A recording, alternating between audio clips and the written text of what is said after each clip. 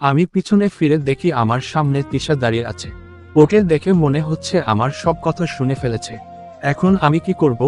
আমার 25 বছরের এত সাজানো পরিকল্পনা যে এত তাড়াতাড়ি ভেস্তে যাবে তা আমি জীবনেও ভাবিনি। ও যদি এখন নিচে গিয়ে আমার মেয়ে দিশাকে এই ব্যাপারে কিছু বলে দেয় তাহলে আমার মেয়ে দিশা আমাকে ভুল বুঝবে। তা আমি হতে দিতে পারি না। আমার মেয়ে দিশা কাল বিবাহ শেষ হলে পরের দিন আবার ইতালি ফিরে যাবে ওর স্বামীর সাথে। ওর একটা আর্জেন্ট অপারেশনের জন্য কল এসেছে ইতালি থেকে। ও আপনাদের তো বলাই হয় নাই, আমার মেয়ে দিশা একজন ডাক্তার।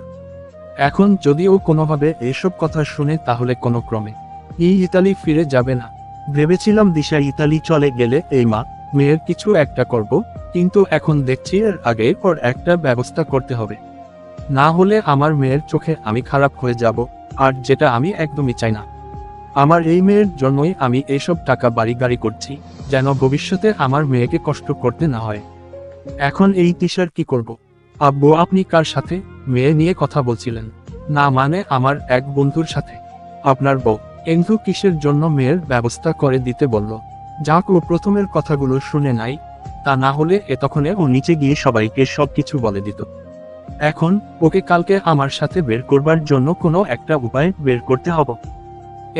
তারপরে ওকে রাজীবের হাতে তুলে দিয়ে আমাকে একবার আজমপুর যেতে হবে।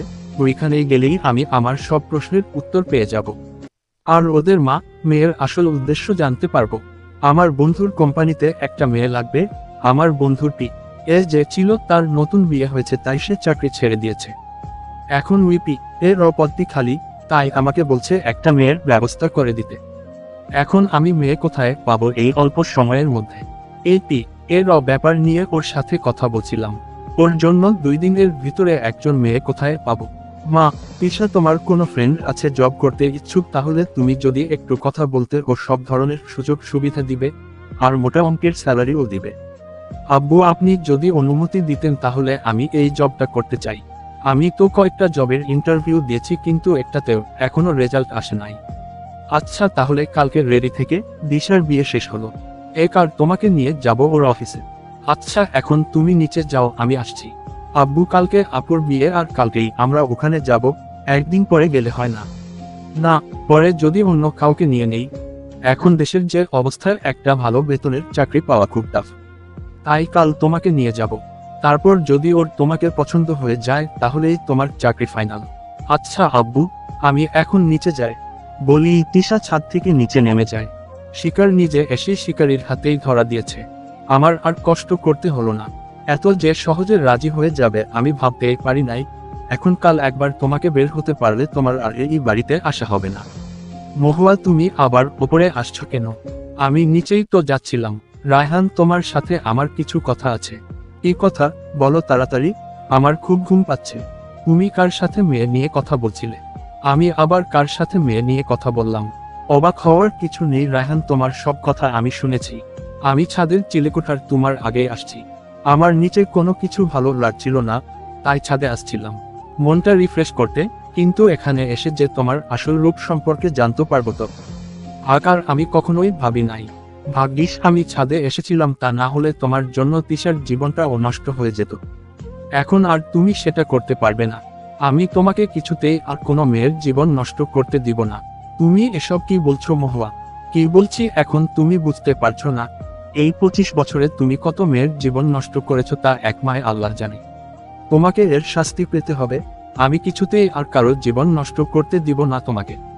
তোমার ওপর আমার আগেই সন্দেহ হয়েছিল, কিন্তু এখন পুরোপুরি শিওর হলাম। এত কিছু তুমি জেনে গেছো, ও আমার খুব ভয় করছে। এখন আমার কি হবে? আমাকে কে বাঁচাবে? তোমার মাঝে একটুও অনুতপ্ততা নেই? হাজার হাজার মেয়ের জীবন নষ্ট করে তুমি আমার সামনে অভিনয় করছো। অভিনয় একটু বেশি হয়ে গেছে বুঝি? তুমি এতটা নীচ হয়ে গেছো যে নিজের মেয়ে তিশাকে ও তুমি পাচার করে দিতে চাইছো।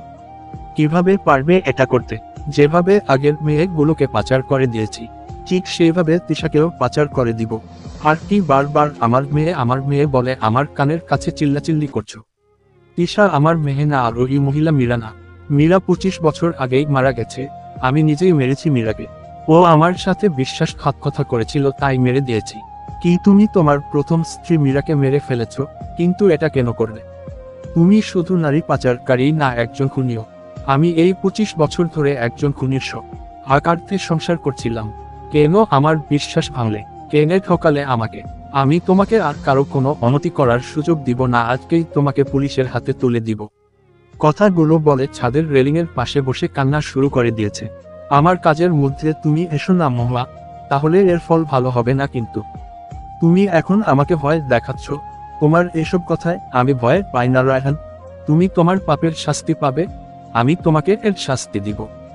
মহুয়া বসা থেকে উঠে দাঁড়িয়ে আমার কলার ধরে কথাগুলো বলে, আশেপাশে তাকিয়ে কিছু একটা খুঁজছে। মহুয়া, তুমি বেশি বাড়াবাড়ি করছো। আমাকে মীরার সাথে যা করেছি তোমার সাথে তা করতে বাধ্য করো না। মেরে ফেলবে আমাকে, মারো। বলি মহুয়া আমার গলা চেপে ধরেছে। আমি কিছুতেই মহুয়াকে ছাড়াতে পারছি না। ওর চোখগুলো রক্তের মতো লাল হয়ে আছে, যেন ওর মধ্যে এক অলৌকিক শক্তি চলে আসছে। আমার দম বন্ধ হয়ে আসছে। এক মুহূর্তের জন্য মনে হচ্ছে আমার সময় হয়তো আজকেই শেষ। কোনোভাবে নিজের সর্বশক্তি প্রয়োগ করে ওকে ধাক্কা দিয়ে আমার থেকে ছাড়াই। মহুয়ার রেলিংয়ের সাইডে ছিল আমার গলা চেপে ধরে অবস্থায়। আমার ধাক্কাটা এত জোরে ছিল যে মহুয়া ধাক্কার তাল সামলাতে না পেরে ছাদ থেকে নিচে পড়ে যায়। বলি মহুয়া আমার গলা চেপে ধরেছে। আমি কিছুতেই মহুয়াকে ছাড়াতে পারছি না। ওর চোখগুলো রক্তের মতো লাল হয়ে আছে, যেন ওর মধ্যে এক অলৌকিক শক্তি চলে আসছে। আমার দমবন্ধ হয়ে আসছে। এক মুহূর্তের জন্য মনে হচ্ছে আমার সময় হয়তো আজকে শেষ। কোনোভাবে নিজের সর্বশক্তি প্রয়োগ করে ওকে ধাক্কা দিয়ে আমার থেকে ছাড়াই। মহুয়ার রেলিংয়ের সাইডে ছিল আমার গলা চেপে ধরে অবস্থায়। আমার ধাক্কাটা এত জোরে ছিল যে মহুয়া ধাক্কার তাল সামলাতে না পেরে ছাদ থেকে নিচে পড়ে যায়। সময় কারোর জন্য থেমে থাকে না, সময় আপন গতিতে চলতে থাকে। মহুয়া মারা গেছে আজকে 5 দিন হয়ে গিয়েছে। দিশা আবার ইতালি ফিরে গেছে নিজের স্বামী আর শাশুড়িকে নিয়ে। আর এদিকে 25টা মেয়ের যে বিদেশে পাচার করবার কথা ছিল তার ও ডেট পিছানো হয়েছে। ওই দিন মহুয়া যখন ছাদ থেকে পড়ে যাওয়ার পরে সাথে সাথে আমার খুশ আসে, আমি এটা কি করলাম, কেন করলাম? কালকে দিশার বিয়ে আর আজকেই মহুয়াকে মরতে হলো। আস্তে আস্তে আমি ছাদের রেলিংয়ের সাইডে এসে নিচে তাকাই। 5তলা বিল্ডিংয়ের ছাদ থেকে পড়েছে, সাথে সাথে স্পট ডেট। এই মানুষটা 25টা বছর আমার সাথে থেকেছে, আমার মেয়ে দিশাকে নিজের মেয়ের মতো মানুষ করেছে। আমি কি করে পারলাম ওকে মারতে? আমি তো ওকে মারতে চাইনি। যদিও আমার সাথে দস্তাদস্তি না হতো তাহলে হয়তো মহুয়া এখনো বেঁচে থাকতো। আমাকে এখন তাড়াতাড়ি এইখান থেকে নিচে নামতে হবে, না হলো এ কার কেউ দেখে ফেললেই কেলেঙ্কারি হয়ে যাবে আর আমাকে সবাই দোষী সাব্যস্ত করবে। তাই আমি তাড়াতাড়ি ছাদ থেকে নিচে নেমে পড়লাম। নিচে আসতেই দেখি মহুয়ার নিথর শরীরটাকে কোলের উপরে রেখে বাচ্চাদের মতো কান্না করছে আমার আদরের মেয়ে দিশা। ওর পাশেই দাঁড়িয়ে আছে মীরা আর তিশা। মহুয়ার চেহারা একদম থেতলে গেছে, বোঝাবার কোনো উপায় নেই যে এটা মহুয়া, শুধু ওর গায়ের জামা কাপড়গুলোর মাধ্যমে বোঝা যাচ্ছে।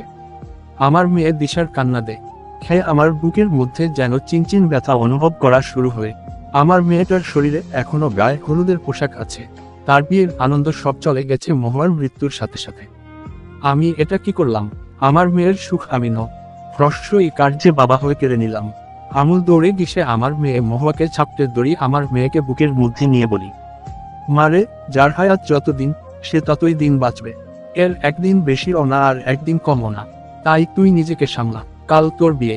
আজকে এমনিতেই অনেক রাত হয়ে গেছে, ওকে দাফন কাফনের ব্যবস্থা করতে হবে। আশেপাশের সকল মানুষ এখানে এসে জড়ো হচ্ছে, তাই তাড়াতাড়ি ওকে বাড়ির ভিতরে নিয়ে যেতে হবে। ও আত্মহত্যা করেছে, পুলিশ কেস হলে ওকে পোস্টমর্টম করাবে। তুই কি চাস তোর মায়ের সাথে এরকম কিছু হোক?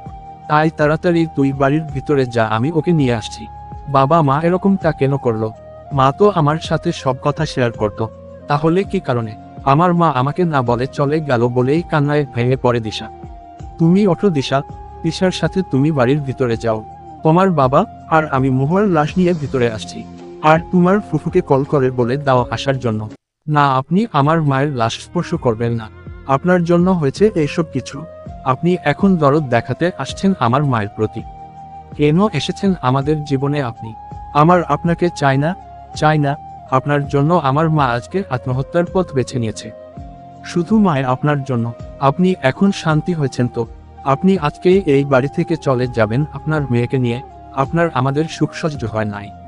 কথাগুলো বলে আস্তে আস্তে মাটিতে লুটিয়ে পড়ছে। তখন দিশা গিয়ে ওকে ধরে রুমের দিকে নিয়ে যায়। আমি আর দেরি না করে দিশার লাশটা কোলে তুলে পার্কিং এরিয়াতে নিয়ে আসি।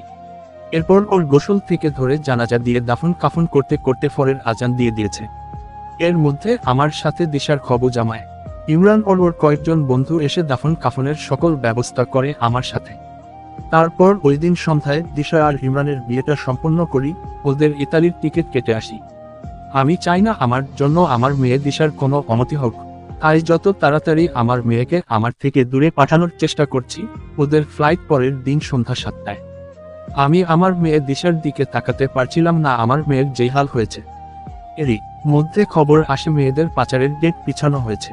দিশা চলে গেছে আজকে 3 দিন হয়ে গিয়েছে, তাই আজকে একটু আজমপুরে আসলাম। দিশা আর মীরা বাড়িতে আছে, ওদের সাথে একসাথে থাকতে ভয়ই করে কখন কি অমতি করে বসে। তো আকারই আমি বেশিরভাগ সময়ই বাড়ির বাহিরে থাকি।